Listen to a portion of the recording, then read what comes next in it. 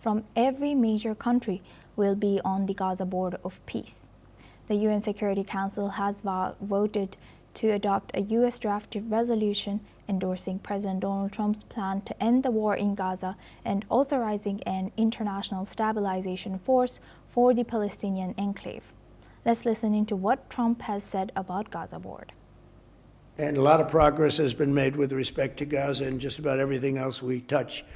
Just yesterday, the United Nations Security Council formally adopted my peace plan and officially endorsed the Board of Peace. This is a board like no other. It will have the heads of major countries, I think all of the major countries. I hope Your Highness will be on the board. You'll accept, I hope. But the Board of Peace will be something that's never even been thought of before. And it's covering Gaza, but it'll end up covering large portions of the world. And I was honored to be chosen the chair of that Board of Peace, and I think you'll see something that nobody's ever seen before in terms of the status of the board. There will never be a board like the board that we're going to be announcing. Everybody wants to be on the board. The text of the resolution says that member states can take part in the Trump-chaired Board of Peace, envisioned as a transitional authority that would oversee reconstruction and economic recovery of Gaza. It also authorizes the International Stabilization Force, which would ensure a process of demilitarizing Gaza, including by decommissioning weapons and destroying military infrastructure. Hamas, in a statement, has reiterated that it will not disarm, potentially pitting the group against the international force authorized by the resolution. The resolution has proven controversial in Israel because it references a future possibility of statehood for the Palestinians. Now for this discussion, we welcome Peter Baum. He's an editor at Weekly Blitz, joins us live from London. Thank you very much, Peter, for joining us again. Good to see you. Peter, now what's your reaction? What do you think this board will be doing? And do you think this is realistically feasible while Hamas utters that they are not going to demilitarize? Good morning, Asuma. Thank you for having me. Well, those of us who are constantly following these events will understand that President Trump has a knack of the hyperbole. He will be able to set up a board, there's no doubt about that. But what the functions of the board are going to be have yet to be completely detailed. Now, we assume that they will try and bring in friendly nations to both Israel and the Arab states to have a peacekeeping presence within Gaza. But this is going to be very difficult until such time as Hamas are disarmed, because no nation would want to put their troops at risk in the knowledge that there is a terrorist organization still heavily weaponized and capable of undertaking acts of terror within the area, within the geographical area that those nations are willing to commit their troops. So the next couple of weeks are going to be crucial. Hamas are determined from their statements not to disarm. We know that there's pressure being brought upon them by Turkey and Qatar. Iran, as we've said before, are completely out of the picture now. Iran, the parent, is no longer able to control the child. Qatar and Turkey are the major players in this, and of course the United States. So going back to the question about what the credentials of the Board of Peace, what it's going to do, and which nations are going to commit troops, has yet to be determined. But I think everything is really reliant upon whether or not Hamas will lay down their arms, and I don't think that's going to be the case. And what political and security challenges, other than what you've already mentioned, what do you think could arise also from deploying an international stabilization force if it were to happen? Well, I think politically this would be a major win for the United Nations and for President Trump. The only two major countries that were not fully behind the Trump plan and were China and Russia, who abstained at the resolution. An abstention, quite frankly, is a weak way of saying, well, we neither agree nor disagree. So really, silent support, I would say. So politically, I think there is much to be gained from everyone, the good faith actors who want peace in the region and want to bring some kind of stability to the Gazans.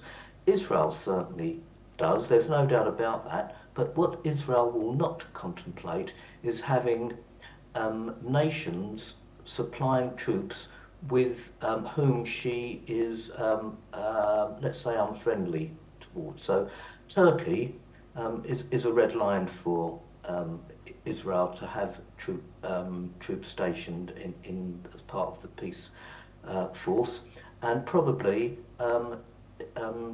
current recent history with Spain, Norway and Ireland, who would normally be able to supply troops. I think Israel would be very anti those countries supplying troops. But Indonesia has certainly, a Muslim country, has certainly stated its willingness to supply over 20,000 of its military. So I think Israel would be quite happy with that. So politically, I think it would be a major win for all good faith actors. And if Turkey and Qatar can pressure Hamas enough to dilute their current military strength, I think they too would gain huge credibility on the global political stage. Right. Thank you very much, Peter, for sharing that. Please stay with us as we stay on this topic now. The humanitarian situation in Gaza has sharply worsened after heavy rains flooded camps housing displaced families. UN officials warned that many Palestinians are cold, soaked, and losing what little they had. Relief teams are distributing tents, tarpaulins, and basic supplies, but urgent needs continue to rise. The UN has released $18 million from its humanitarian fund to support food, water, health, and shelter projects as winter approaches. Families in central Gaza report collapsed tents, no electricity, and unlivable conditions. UN officials stress that lifting access restrictions is critical to getting more aid to those in desperate need. Let's in fact listen into what UN Deputy Spokesperson Farhan Haq has shared. The Undersecretary General for Humanitarian Affairs and Emergency Relief Coordinator, Tom Fletcher, said yesterday that Palestinians across Gaza are cold and soaked following recent rains, adding that frustration is growing as floods rise and what little people have is destroyed. He reiterated that the UN and our partners are mobilizing to help, but much more is needed. Mr. Fletcher said that remaining restrictions must be lifted to urgently get more aid in. On the ground in Gaza, the Office for the Coordination of Humanitarian Affairs stresses that we and our partners remain committed to providing life-saving support, including shelter. Humanitarians continue to distribute tents, tarpaulins, and other essential items to affected families and assess people's needs to guide the response. Now for this discussion, we welcome back Peter Baum. He's an editor at Weekly Blitz, joins us live from London. Thank you very much, Peter, for staying with us. Peter, now looking at this, how might continued access restrictions on humanitarian aid, how do you think it is affecting these people who are already saying that they are not in a livable condition? And what do you think is, who holds the responsibility and accountability of controlling Gaza's borders now? So the narrative has changed, hasn't it?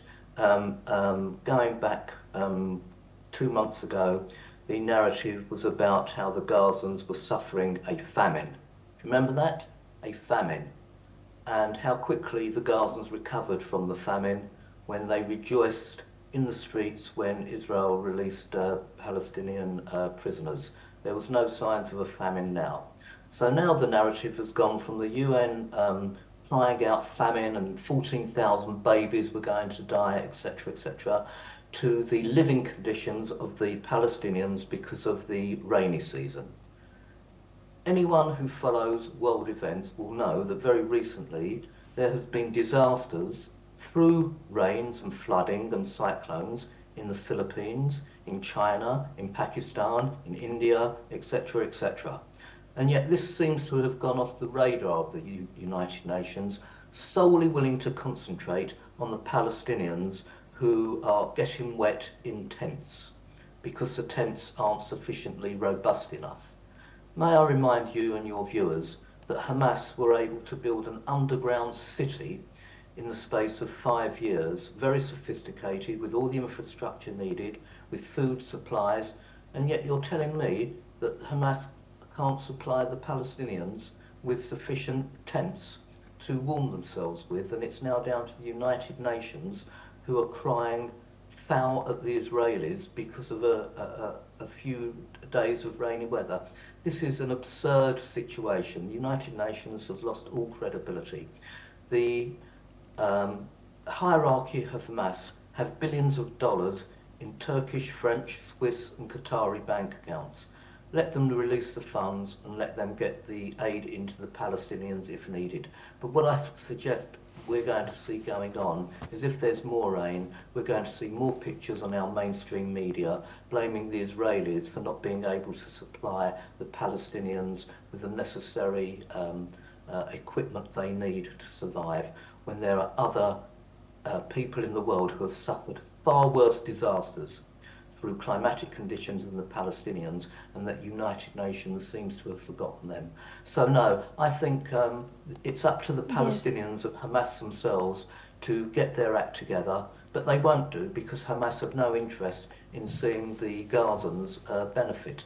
They Peter. are used as human pawns, unfortunately. Yes, indeed. Thank you very much, Peter, for sharing that insight. Sorry, we are running out of time for this discussion. With that, I would like to thank Peter Baum for joining us today and sharing that insight throughout